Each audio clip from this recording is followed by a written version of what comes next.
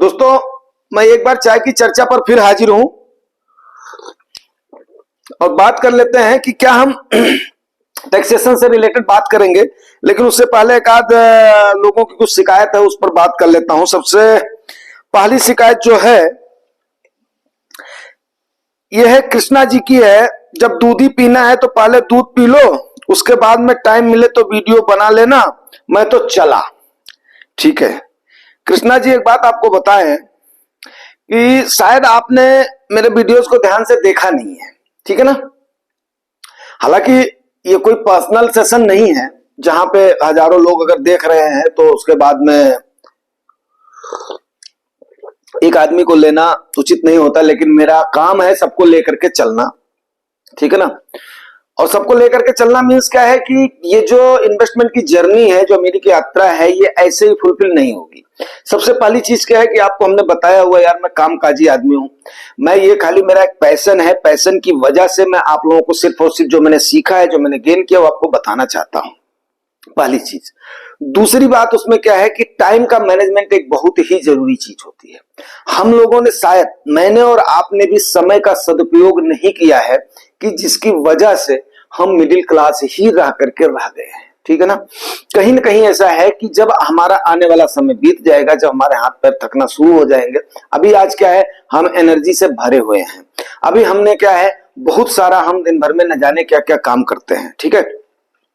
तो उम्मीद करता हूं कि आप भी उस बात को समझेंगे कि अगर रात हो गई है, उसके बाद में बात चल रही है, उस समय कुछ खाते पीते अगर बात हो जाती है तो सही तरीके से उस समय आपके दिमाग की जो थॉट्स हैं वो सही एंजाइम्स को प्रोड्यूस करती हैं और कई सारी चीजें ऐसी निकल करके आती हैं जो कि आपको बताई जाए।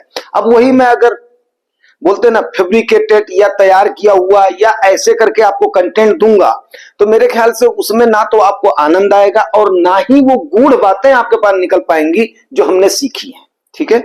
उम्मीद करता हूं आपको बात ये समझ में आ जाएगी, क्योंकि आप हमारे छोटे भाई हैं, बंधु हैं।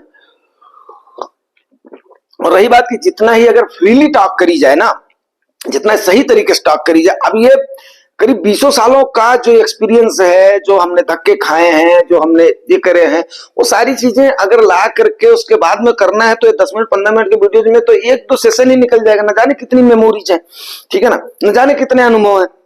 अब रही बात आज के, हम आ जाते हैं सब्जेक्ट पर। सब्जेक्ट पर यह है कि क्या हम टैक्स, जो म्यूचुअल फंड इन्वेस्टर हैं, क्या सरकार उनसे ज्यादा टैक्स ले रही है?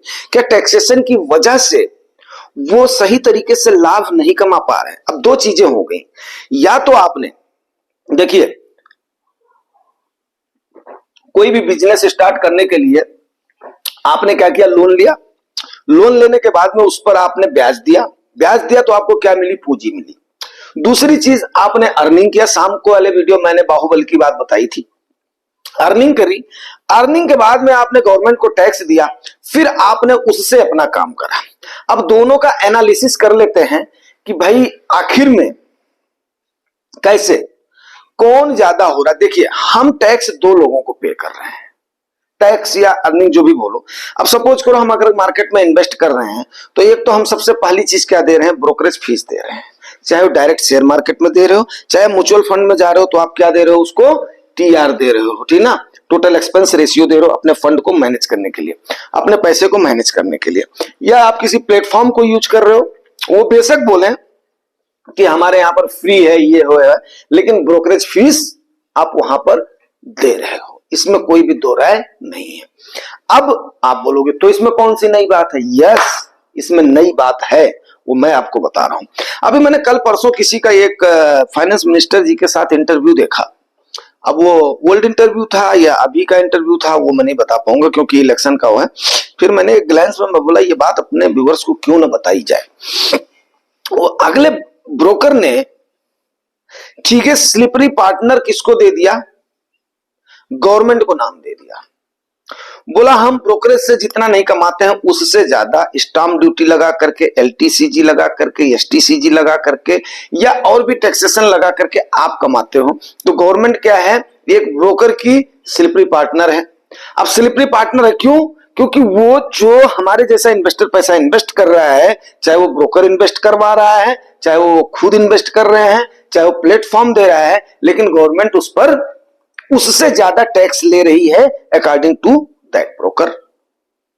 और उससे अच्छा मेरे को सवाल यह लगा कि इतने सारे टैक्स देने के बाद में अगर मैं मान लिया अपने सपनों का घर या कोई प्रॉपर्टी खरीदता हूं, तो वहां पर भी आप बोल देते हो कि आओ यहां पर भी आप हमें ये टैक्सेशन दे दो, जबकि ऑलरेडी हमारा टैक्स पे किया हुआ पैसा है। तो क्या उससे आप हमें निजात दोगे?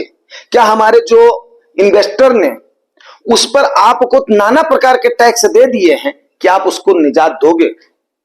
और आदरणीय आपके वित्त मंत्री ने इस पर जवाब देने से मना कर दिया, क्योंकि ये क्या था, वाजिब सवाल था। वाजिब सवाल है यार, वाजिब सा सवाल है। वहीं पर ही कोई एक विवाद हुआ था, तो मुझे याद आ रहा है, ये सारी चीजें जब आती हैं, याद आती हैं, तो फिर उसके बाद में बताना जरूरी होता है। सलमान खान जी का मैं एक बार इंटरव्यू देख रहा था, तो किसी ने बोला था उनके ऊपर एक बार उंगली उठी थी कि उन्होंने पैसा अनाप शनाप खर्च कर दिया था, ऐसा करके। उन्होंने बोला भाई जब मैंने टैक्सेशन को पे कर दिया, टैक्स को हमने पे कर दिया, जितनी गवर्नमेंट से नीड थी हमने कमाने के बाद में, तो चाहे मैं उस पैसे को आग लगा दूं, जाहिर सी बात है कि चाहे जो उस पैसे का मैं जो करूं। तो अब जब एक बार हमने टैक्सेशन को, सारे टैक्सेशन की प्रक्रिया को पूरी कर दी, तो कहीं पर भी खरीदारी में भी हम दे रहे हैं। अब आप जो बेच रहा है उससे भी टैक्स ले रहे हो, जो खरीद रहा है उससे भी टैक्स ले रहे हो, तो यहां पर दोनों में से किसी एक से लगना चाहिए ना। तो है ना ये पेचीदा मसला।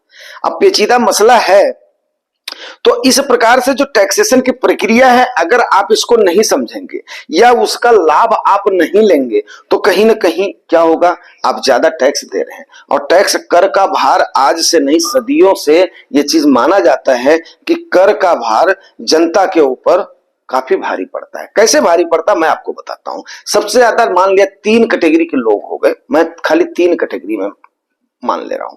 एक तो आपका हो गया लोअर इनकम ग्रुप का, एक हो गया मीडियम इनकम ग्रुप का, एक हो गया अपर इनकम ग्रुप का। केवल मैंने 3 कैटेगरी लिया, एक लाइन मार दिया, लोअर, मिडिल, एक अपर, ठीक है। अब उसमें आप बताइए कि महंगाई का बोझ किसको ज्यादा लगेगा? जाहिर सी बात है जो लोअर इनकम ग्रुप का आदमी है उसको महंगाई का बोझ ज्यादा लगेगा। अगर 6% भी महंगाई जा रही है तो लोअर इनकम ग्रुप वाले को 12% की महंगाई की दर लगेगी। मिडिल ग्रुप वाले को अगर 6% की महंगाई जा रही है तो उसको 9% की महंगाई की दर लगेगी। अगर अपर ग्रुप वाला है तो उसको 5 से 6% की महंगाई लगेगी, उसके ऊपर लगेगा। क्यों? क्योंकि उस पर असर सबसे ज्यादा होगा जो कि लोअर इनकम ग्रुप का है। अगर महंगाई 6% बढ़ रही है तो निजात किसको मिलनी चाहिए ज्यादा? निजात LIG वाले को मिलनी चाहिए, उसके बाद में मीडियम वाले को मिलनी चाहिए, उसके बाद में अपर ग्रुप वाले को मिलनी चाहिए। यस, टैक्स का स्लैब भी ऐसे ही बनता है, 10%, 20% और उसके बाद में 30%। बनता है कि नहीं बनता है? आप भी देख रहे हो, इन्हीं चीजों से बनता है। लेकिन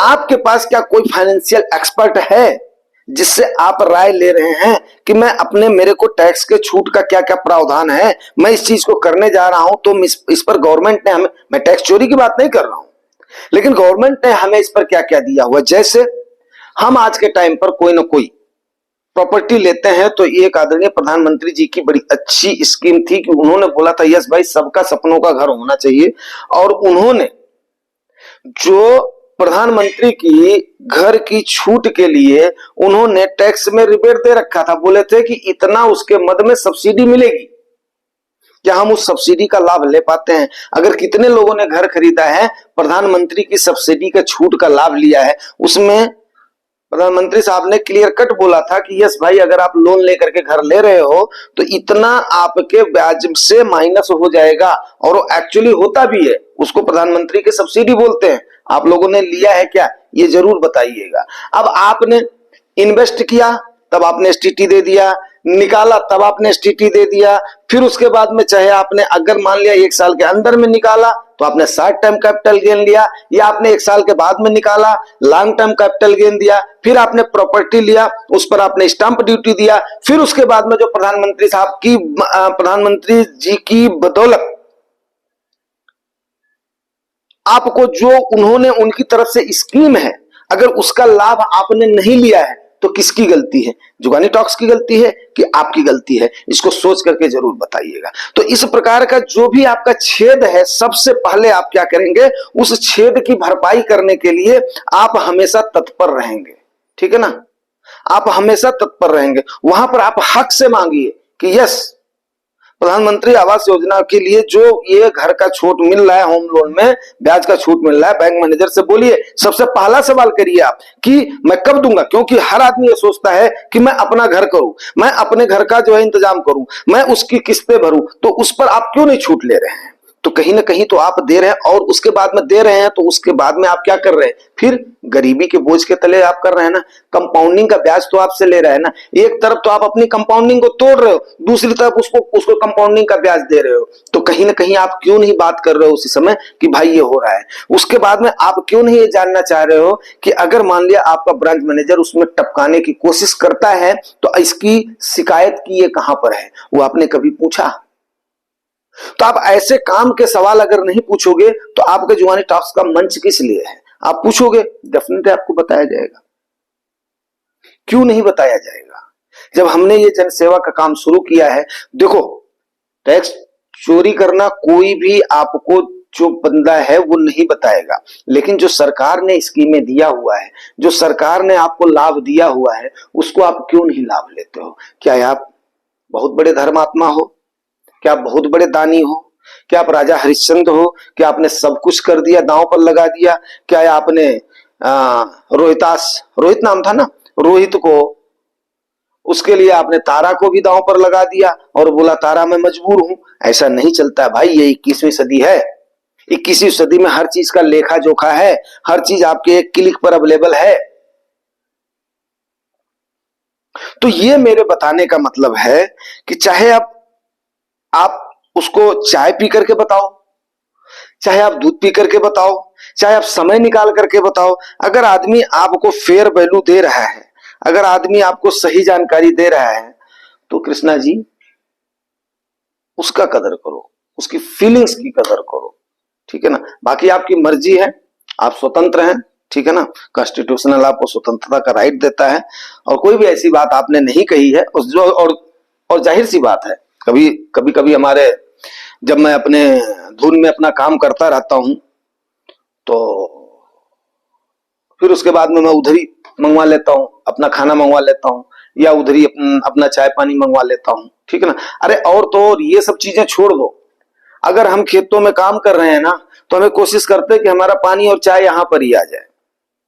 यहां तक मान लो कि हमारे पास जानवर हैं, और साल में जब वो 4 महीने ठंडी के दिन में, अभी तो जाने का नहीं होता, अभी भी अगर हम जाते हैं, तीनों भाई में से कोई जाता है हमारे, तो मैं फैक्ट बताऊं, ये कोई जो है कोई बड़ाई नहीं कर रहा हूं, आज भी अगर हमारे खेत में गन्ना लद रहा होता है तो हम बेशक यहाँ पर अपने हाथ से काम ना करें, बाहर रहते हैं, लेकिन घर में अपने इतना बड़ा सा पगड़ा बांध करके और उसके बाद में हम अपने ट्रॉली पर अपना गन्ना खुद लोड करते हैं। जब तक हमारे घर में गन्ना लोड हो रहा होता है, तब तक इतने से इतना बड़ा बच्चा, चाहे वो छोटा हो चाहे बड़ा हो, हर आदमी आपको खेत में मिलेगा।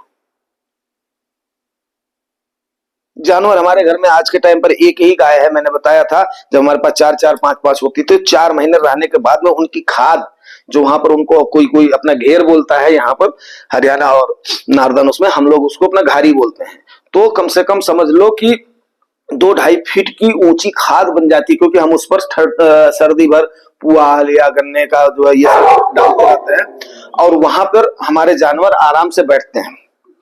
तो जब उसको हम निकालते हैं ना, तो उसको जब हम फेंक रहे होते हैं, तो हम उधर ही अपना खाना मंगवा करके खाते हैं, उधर ही हम अपना ब्रेकफास्ट करते हैं, उधर ही हम चाय पानी करते हैं। यहां तक कि सवेरे अगर हम लग गए तो हम अपना ब्रश भी उधर ही करते हैं, हमारी माता जी लेकर के आ जाती हैं।